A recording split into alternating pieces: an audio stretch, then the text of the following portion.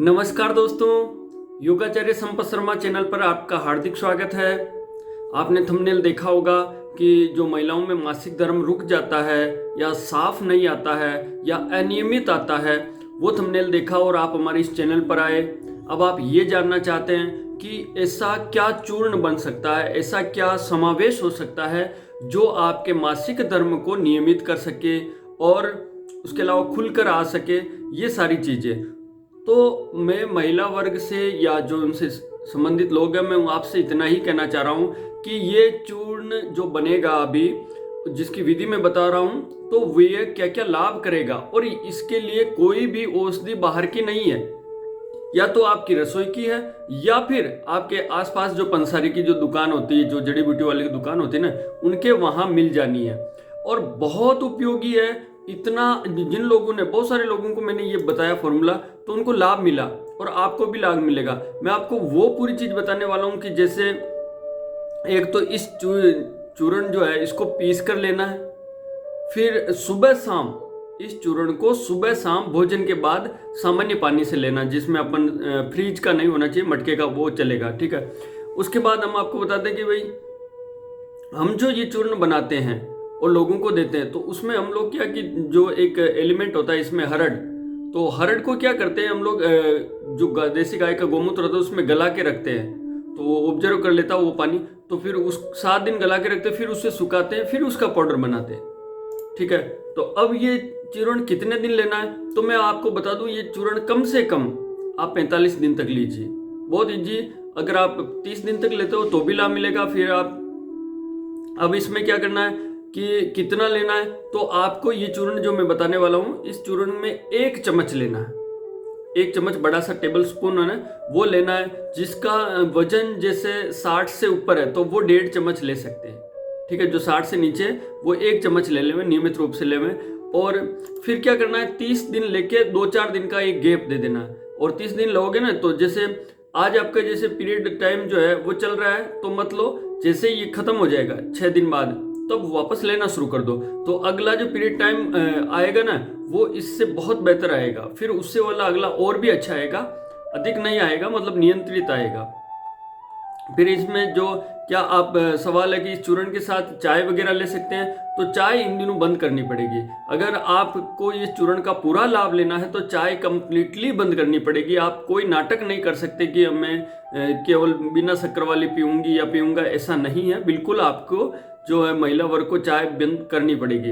ये चूर्ण और क्या क्या लाभ करेगा, तो मैं बता दूं, ये चूर्ण आपके गैस में, अम्ल पित्त में, जो कब्जियत होती है, कब्ज में, डकार, सिर दर्द, आपके चर्म रोग, लीवर के रोग, खांसी में, सफेद दाग हो जाते हैं ना महिलाओं को कुछ यहाँ पे थोड़े थोड़े बॉडी पे, उनको मिटाएगा।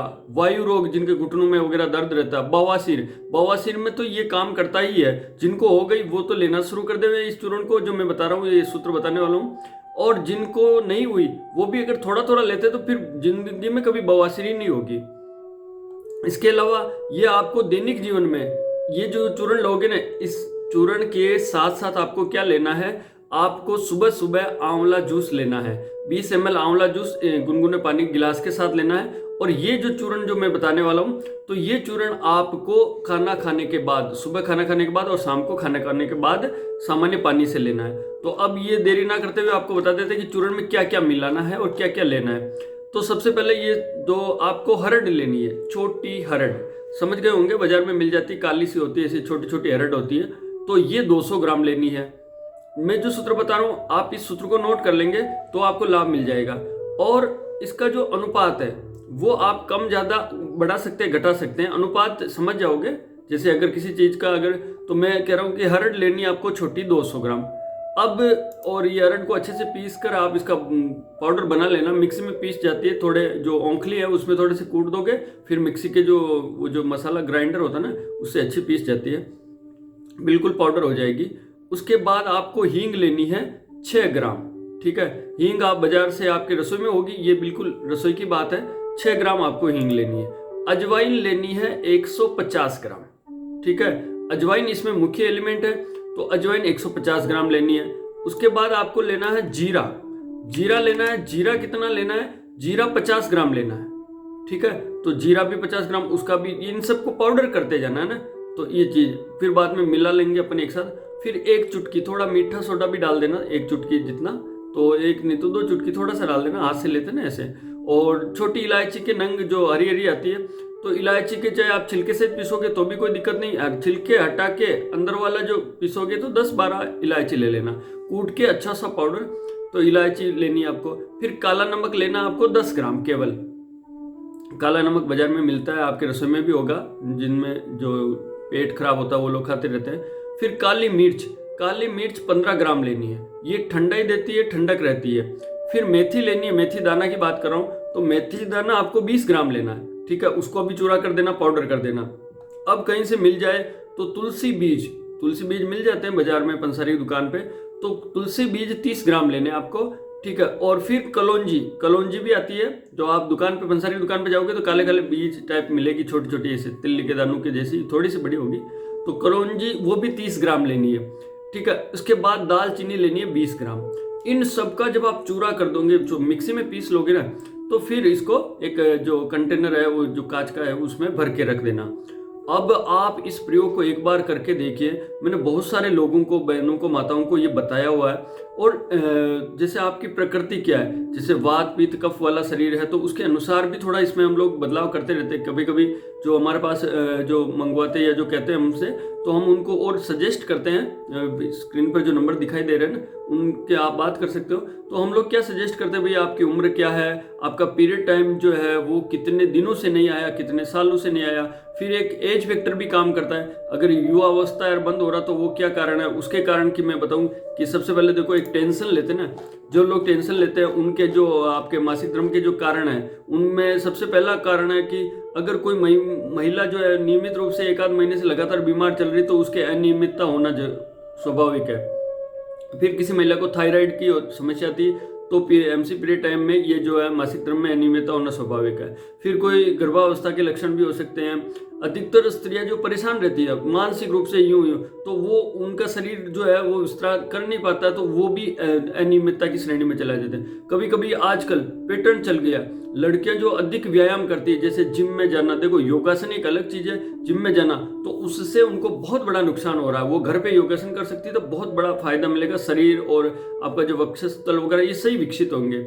इसके अलावा जो मासिक धर्म की जो असंतुलन का कारण महिलाओं में मोटापा सबसे बड़ा कारण है, क्योंकि मोटा शरीर हो जाता है तो वो सब पे जोर डालता है, इसलिए। और इसका वजन कम ज्यादा करने के लिए भी हम लोग बताते रहते हैं, सजेस्ट करते रहते हैं, वो भी एक प्रयोग होते हैं।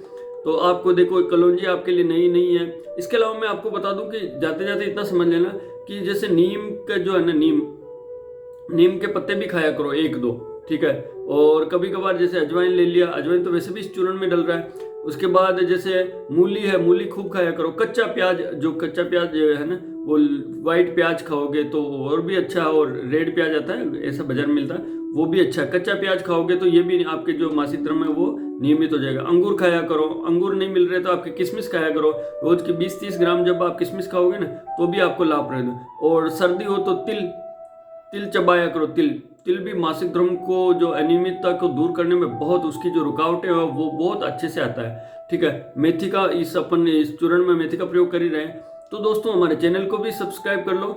और ऐसे ही हर प्रत्येक बीमारी के साथ हम लोग क्या करते हैं कि दूसरों को जो अनुभव देते हैं, दूसरों का जो अनुभव लेते हैं, उनको जो ये चीज़ समझाते हैं, तो उनका जब रिजल्ट आता है ना, तब आप तक ये वीडियो पहुंचाते हैं कि भाई आपको भी इसका परिणाम आ सकता है। हालांकि आप लोग फ़ोन पे बात कर सकते हो, इसमें कोई दिक्कत नहीं है। और चैनल को सब्सक्राइब कर लीजिए, क्योंकि बहुत बार आप जैसे वीडियो देख रहे हैं लेकिन आप चैनल सब्सक्राइब नहीं करोगे तो अगली बार वीडियो आपके पास कैसे आएगा।